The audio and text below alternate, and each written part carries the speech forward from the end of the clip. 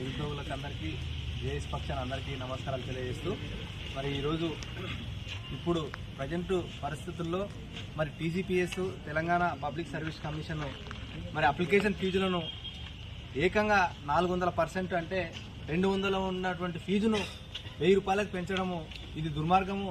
ఇది నిరుద్యోగులకు నట్టేట ముంచినట్టే. మరి ఆనాడు ఎన్నికల్లో భాగంగా కాంగ్రెస్ ప్రభుత్వం రేవంత్ రెడ్డి సర్కార్ చెప్పినటువంటి హామీ ఏంటంటే మేము ప్రభుత్వంలోకి వస్తే మేము గద్దెనెక్కితే ఖచ్చితంగా మీకు నిరుద్యోగులకు ఫ్రీగా అప్లై చేసుకుంటా, ఫ్రీగా అప్లికేషన్ ఫీజు పెడతా అని చెప్పినాడు. ఈ విషయం అందరికీ తెలుసు, మేము కొత్తగా చెప్పేదేం కాదు. మీరంతా మేధావులు, నిరుద్యోగులు, మీకు అన్ని విషయాలు తెలుసు. మరి ఆ హామీ ఏమైంది? ఈరోజు సడన్గా ఇప్పుడున్న పరిస్థితుల్లో జాబులు వేయకనే ఇప్పటికే 3 ఏళ్ళు అయింది. వాళ్ళు ఇచ్చిన హామీ ఏంది? వచ్చిన సంవత్సరం లోపలనే 2 లక్షల ఉద్యోగాలు భర్తీ చేస్తాము, అది కూడా ఖచ్చితంగా జాబ్ క్యాలెండర్ ఇచ్చి మీకు నెల నెల ఉద్యోగాలు వేస్తామని నమ్మించి మోసం చేసినారు. ఆ రోజు అశోక్ నగర్ కానీ, విద్యానగర్ కానీ, చిక్కడపల్లి లైబ్రరీ కానీ మరి వీటన్నిటిలో నిరుద్యోగులతో ఛాయ్ పే చర్చ పెట్టి వాళ్ళ నాయకుడు మరి రాహుల్ గాంధీతో మాట చెప్పించి మరి ఇలా ఏం చేస్తుంది ప్రభుత్వం రేవంత్ రెడ్డి సర్కార్? మరి నిరుద్యోగులు నట్టేట ముంచుతా ఉంది. 3 సంవత్సరాలు అయితే కూడా ఇంతవరకు ఉద్యోగాలు వేయలేదు. కేవలము 16,978 ఉద్యోగాలు మాత్రమే మరి భర్తీ చేసింది ప్రభుత్వం. ఇది మనం చెప్పేది కాదు, అసెంబ్లీ స్పీకరే చెప్పినాడు ఆ రోజు. అఫీషియల్ గా మనకు ఒక జీవో కూడా ఇచ్చినారు ఈ ప్రభుత్వం ఎంత ఫిల్ చేసింది అనేది. ఎంత సిగ్గుచేటంటే 3 సంవత్సరాలు అయితే కూడా 30,000 ఉద్యోగాలు కూడా నింపని పరిస్థితి ఈ రాష్ట్ర ప్రభుత్వం. మరి నిరుద్యోగులు రోజు రోజుకి ఎక్కువైపోతున్నారు. రాష్ట్రంలో వేలలో లక్షల్లో ఉన్నారు. మరి రెక్కాడితే కానీ దొక్కాడని పరిస్థితుల్లో నిరుద్యోగులు అందరూ ఉన్నారు. ఎక్కడికక్కడే రూమ్లలో వంట చేసుకోలేకపోతున్నారు, బుక్కులు కొనలేకపోతున్నారు. మరి ఎన్ని రోజులంటే చదువుతారు?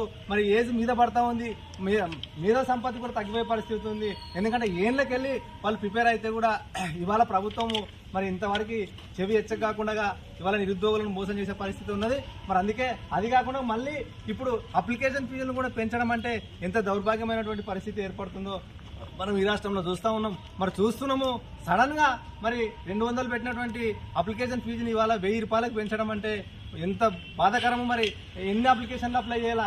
మళ్ళీ అది కాక ఇంజనీరింగ్ చదివే వాళ్ళకు కామన్ గా అంటే ఏదైనా క్వాలిఫికేషన్ సేమ్ ఉన్నప్పుడు కామన్ గా అన్నిటి కలిపి ఒకటే నోటిఫికేషన్ వస్తుంది.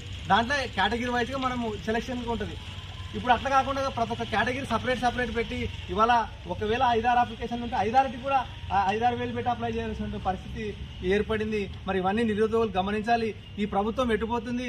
మరి ఈ ప్రభుత్వం ఇవాళ రాష్ట్రంలో విద్యా వ్యవస్థ నాశనం, నిరుద్యోగులకు నాశనం, ఇట్లా అనేక రకాలుగా మరి ఇబ్బందులకరంగా ఉన్నది. మరి నిరుద్యోగ భృతి ఇస్తా అని చెప్పింది ఆ రోజు 4,000 రూపాయలు. మీకు అందరికి తెలిసిన విషయమే. మరి ఇంతవరకు ఒక్కరు కూడా నిరుద్యోగ భృతి ఇవ్వలేదు. చదువుకునే విద్యార్థినులకు స్కూటీలు ఇస్తా అని చెప్పింది, ఇవాళ స్కూటీలు లేదు. మరి 2 లక్షల ఉద్యోగాలు లేదు, జాబ్ క్యాలెండర్ లేదు. ప్రతిదీ కూడా ఇట్లా ఈ రకంగా మరి అస్తవ్యస్తంగా ఉంది వ్యవస్థ.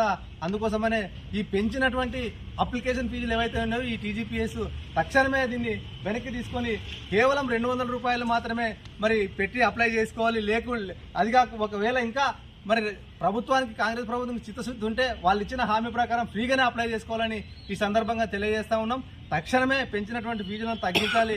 లేని పక్షంలో పెద్ద ఎత్తున కూడా రాష్ట్రంలో మరి పోరాటానికి మా బీఆర్ఎస్ తరఫున విద్యార్థుల పక్షాన పోరాటం చేయడానికి సిద్ధంగా ఉందని ఈ సందర్భంగా హెచ్చరిస్తూ డిమాండ్ చేస్తున్నాం. అప్లికేషన్ ఫీజులను వెంటనే తగ్గించాలి. అప్లికేషన్ ఫీజులను వెంటనే